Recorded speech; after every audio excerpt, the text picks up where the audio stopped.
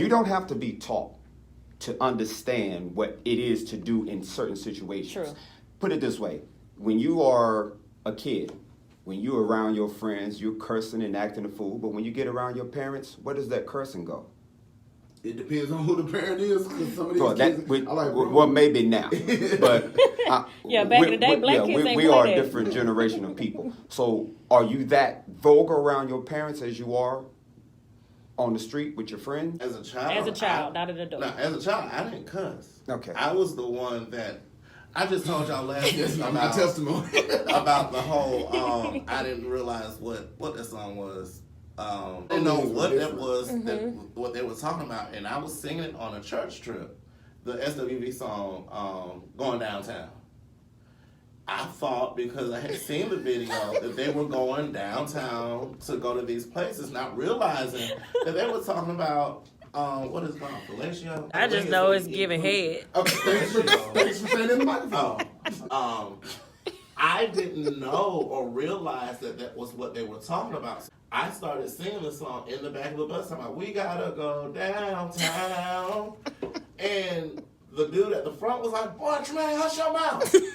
And everybody looked at me, and I was like, what are you talking about? They were like, you ain't supposed to be singing that song. And it was like, why not? They talking about going downtown to buy clothes and stuff.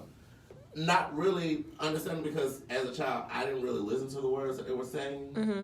That was all I knew. So I didn't know that I couldn't sing that song on the back of the bus. I understand that part. I mean, there are things that we're not going to understand as a child. But there are things that you automatically know because you're human. Now, one thing I did do that was different. Away from my mom, I was loud. But when I was around my mom, it was... And why did that happen? Because she used to slap me. So I see where you're going with it. So what I'm saying is, at some point in your life, there is some things in every situation you know you are not going to do. Nobody has to tell you. These things are internal. It has nothing to do with somebody teaching you. I don't even think it's more of a respect thing anymore. Because we from me looking back at even how like conversation with my mom about how their parents did them and stuff, I think it was more fear than respect. And it's not that that the kids now don't respect their parents. I just think they don't fear them like, even like me, like we used to fear them. Like I'll be 32 next week, and I feel that like things that I would or wouldn't do in front of my parent, they don't care, and it's not the fact that they don't respect them, because a lot of, this is my mom, I love her, but they just don't fear them like that. I fear my mom. Like, I think the parents have changed too, though. Like the sometimes parents I'm like on. I have to check myself sometimes, because me and my daughter are like this. Sometimes I forget. Little girl, you my kid. You're 12. And like sometimes she has to catch herself. Right, I was about to say something. If you want to. And sometimes I think she forgets that I'm her mom, so she has to check herself sometimes. So I think it's the kids, the millennials are wanting to do what they want to do, true. But I think the parents have become so lax and like. I'm an old millennial. We're younger parents, not me necessarily, but like we're younger parents now to where like we're raising each other at the same time. Well, I'm 50. Go ahead. You better go, boy. I have a 15-year-old grandson. My thing with my sons, with my children. hold on, you say you got a grandson? Exactly. He's 50. I wouldn't, go ahead, man. And I just got to throw this out. He can dance his ass off. Now back to the story. My sons and I probably have the best relationship in the world. But here's the thing that I realized at 15 years old, having my first child, that there were things that I always wanted to ensure that my children had, and that was my love and respect for my parents.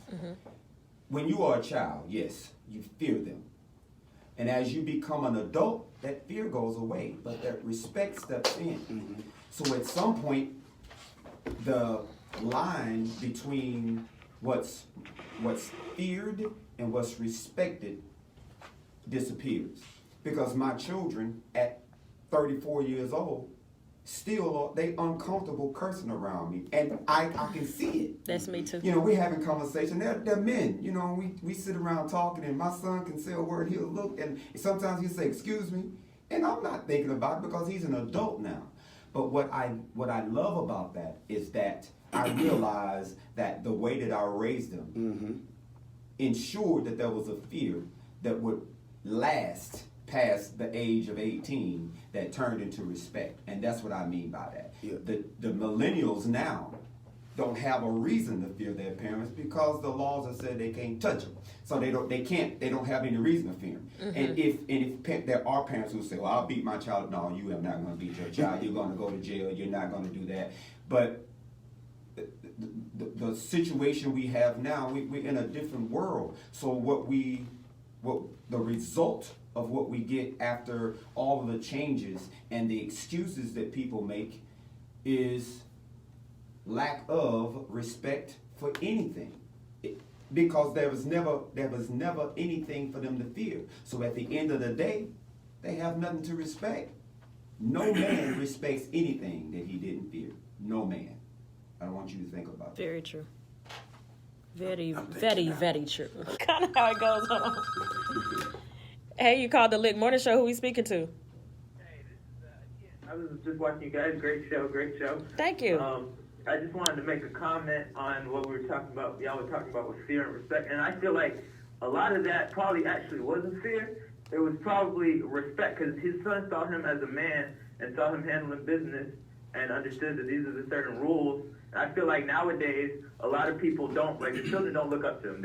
They see other people doing better than their parents, and so therefore they look up to those folks, and those folks might not be doing right, even if it's just an act. So I feel like it's not so much the fear as the respect of people, like, handling their business. That's all I wanted to say. All right. Thank you so much for calling. All right. Yeah, I mean, I think I put the fear in my kids because my kids hardly ever got whoopings. I just had to give them a look. Like, I had that gift. I had the gift of the look. I was watching a show last night. Look, it was a lady. Right. It was a lady on a show we was watching last night. She's in the kitchen cutting up something. So the kids was running around, and the oldest one came downstairs, and she was like, "Get them to put their jackets on." Such and such. He was like, "Mom, I'm running late." She stopped and she just looked up. She didn't even turn around. And he saw her just standing still. He was like, he took his book bag off and was like, "Come on, y'all." So she didn't even have to turn around. But sometimes, like, I believe it is a fear. Like, you don't even have to whoop your kids. Sometimes they do need that. But then you got some kids that all you got to do is give them a look. I was that child that needed a whooping. I got whooped I did all the too. time. Like, I did too. With hangers, belts, stanchion cords, canes, pots. Oh, you was bad. Yeah. You need all that. You was bad. How you get a whooping on a Pots. pot? Okay, so my mom was sick one time, and she was like, "Hammer that pot right there." So she's pointing at a cabinet that's full of pots, and I was like, "This one?" And I guess because she was sick, she didn't realize that I was pointing to the pot that she wanted. And I pointed to the pot several times, and she got really frustrated because my mom didn't have any patience. And she took the pot that she wanted and started hitting me with the pot. I mean, I shouldn't be saying. I couldn't even wait till he got finished to ask you why you were laughing. That man he's been traumatized. Yeah. And my mom has come back to apologize. Mama and lit. She was like, TJ. You know I like lit mamas. Yeah, she was a lit one. Real, stay lit. I'm like, kind of, like how he said that thing turned to respect. I'm still afraid of my mom to this day. We butted heads all the time. Mm-hmm. And it got to a point where I was like, if this lady don't stop yelling and screaming at me, I'm gonna hit her in the face. That's what I would think.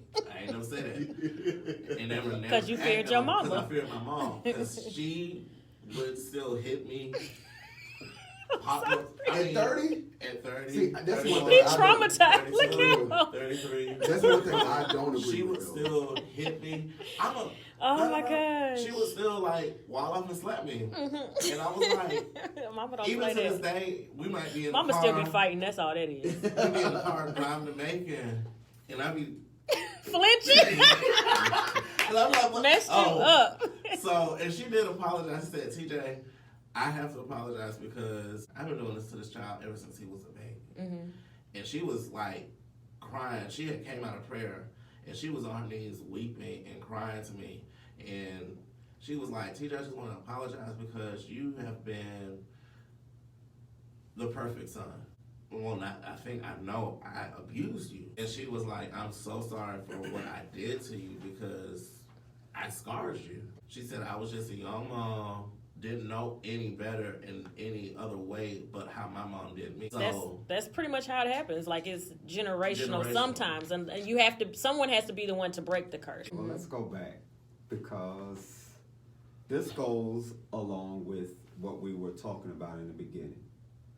The Bible says, since this was part of that conversation, spare the rod or spoil the child. Mm-hmm. The thing is that people don't know how to discipline their children. I was the kind of parent that I would tell my children something once. Here's your warning. You know I don't repeat myself twice. And if they did it a second time, I would hit them.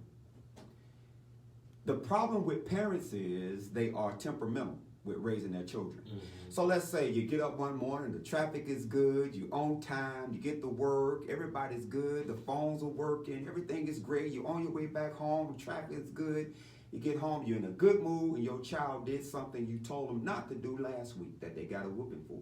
And because you're in a good mood, you don't whoop your children. Yep. Well, the next day, I knew this you were talking about this. The next day, you get up, you're running late, traffic is bad, the people at work are acting a fool, you sick, you get home, you're tired, the child did the same thing they did the day before, but you whipped it because you are in a bad mood. The problem with parenting is that we are temperamental. We need to be consistent. Mm-hmm. That is what's missing. For me and my children to tell you, even as adults, I never, not once, ever strayed away from what I said. If I meant it at 5, I meant it at 10. And if I said you're going to get a whooping for it the next time, I make sure I did it. I'm going to give this story, and I don't want to embarrass my son, Patrick, my oldest son. When I was in the military, I was in California. My son was in Georgia. He had been watching Bart Simpson, and he repeated a cuss word that Bart Simpson had said. His mama called me. I'm on the phone with him. Patrick, I heard you got in trouble at school for cursing. Yes. I said, you know when I see you, you're going to get a whooping. 6 months later. Bro, you ain't make that way. My auntie did that too. If you think on I'm telling you right now. Patrick, you wrong, man. I'm telling you right now, if my son would call in right now, he oh would tell my me. God. When I came home on And how did you remember 6 months of whooping? Because, bro, let me tell you the importance. Here it is. There should be something more important than you. And if it's not your children, then what? What is it? And when I realize that my children are not, my kids are not going to be kids forever. They're not going to be children forever. They're not going to be teenagers forever. They're going to be adults for the rest of their life. That other part of their life is temporary. Childhood, adolescence, teenager. But adulthood is forever, or at least until they die. So that part, we have to be ready for all the time. You need to be preparing for that final step for that child, that teenager, the entire time they're with you. Mm-hmm. And if you are doing it, and I don't mean that it don't fail, because there is no foolproof method to anything. It don't mean it doesn't fail. But if there is consistency in what you do, the consistency continues in those children. And I'll say this, and I'm not saying it because he's my son. One of the greatest fathers I've ever known in my life is my oldest son, Patrick. One of the greatest fathers I've ever met. And having a conversation with him, and I'm not trying to puff myself up, having a conversation with him not too long ago, he said the easiest thing he ever done was be a father, because all he had to do was do what I did. That is the greatest respect any man could ever pay to his father or to his mother. That is the thing that we're missing. The parents now want to give their children everything, so because they want to make up for the things they didn't get. Yep. That's not how that works. I'm Yep. sorry. Almost with it. That's not how that works. We need to be able to sparing the rod doesn't always mean sparing the rod to whip.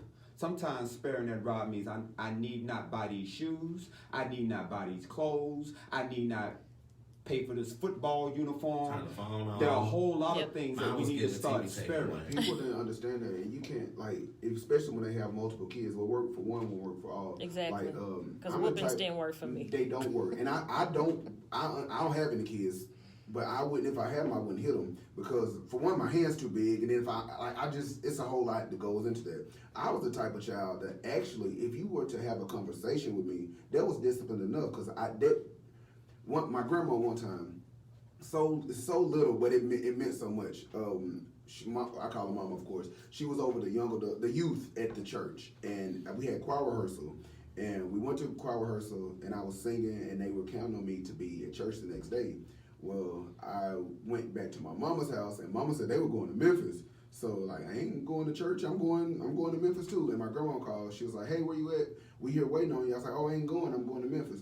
She's like, "But we had rehearsal and you supposed to sing and this, that, and that." She's like, "I'm so disappointed in you." That was all it- That- that's I all it didn't- took. I swear that's all it took. I'm still hurt by it now. But like, I was that kid. Like people, like when, even we went home this weekend and mom was like, "Oh, you were so bad." Like, no, I wasn't bad. I wasn't bad at all. I just didn't respond to you how you wanted me to respond to you. Because honestly, what you were doing, that method that you did didn't work. You hit me. I just learned I'm probably the same way. Like, talking to me was probably the best thing because Yeah. it was the same It thing made with my you- grandma. yeah. Like, she understands me, because she literally talked to you. talked, And I yeah. didn't even think about that. Like, Yeah.